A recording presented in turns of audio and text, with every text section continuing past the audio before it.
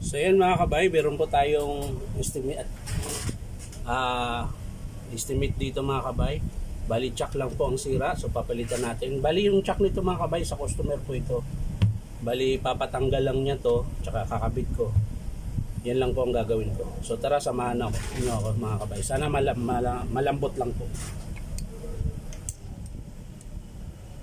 Bali ang paluwag nito mga kabay, pahigpit. Yan. Buti malambot lang mga kabay eh. Yan. Tapos ang higpit naman nito mga kabay is paluwag. Yan. Tingnan nyo po, di ba? Pahigpit po yan dapat. Pero nakakalas po yung screw. Ito po yung lock mga kabay ng cordless. So pero hindi lahat mga kabay malambot. Ito tingnan nyo po. Di ba? Malambot lang. Meron ding ibang cordless na kailangan mo pampaluin tong chuck para makalas. Ito malambot lang talaga to mga kabay. Si Stanley po ito.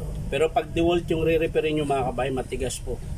Mahirap po kalasin ang chuck ng cordless na DeWalt. So ayan mga kabay, kakabit na natin yung chuck. Yun lang. Maliit po yung chuck niya mga kabay. So hindi siya uubra mga kabay. Ayan. Dapat ang chuck niya ay 3/8 by 1/2. Ito kasi chuck niya 3/8 by 1/2, pero yung dala ng customer is 3/8 by 3/8. So hindi siya po pwede mga kabay. Bababa muna ako mga kabay, kausapin ko lang yung customer. So ito na mga kabay, nakahanap po ako ng 3/8 by 1/2 po yung sa shafting niya. Ayan. So ikakabit na natin mga kabay. Ayan. Tapos ang higpit nito mga kabay, hiningal ako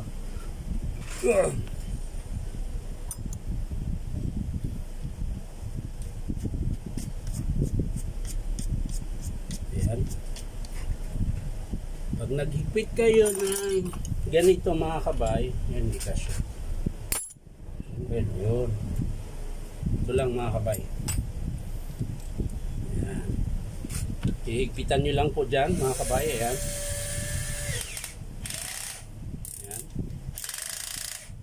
Saka nyo paluin papunta doon. Yan, ganyan lang mga kabay. Mahigpit na yan.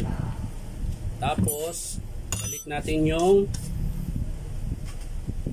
screw nya. Special screw to mga kabay. Pabaliktad po yung kalas nya is pahigpit.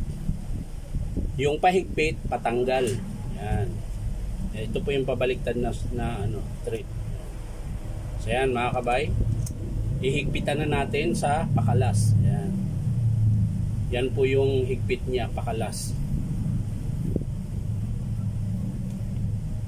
Yan. So yan lang mga kabay. Bali chuck lang po ang pinalitan natin. Bali labor lang po ang pabayaran ng customer. So yan lang mga kabay. Maraming salamat. Bye bye.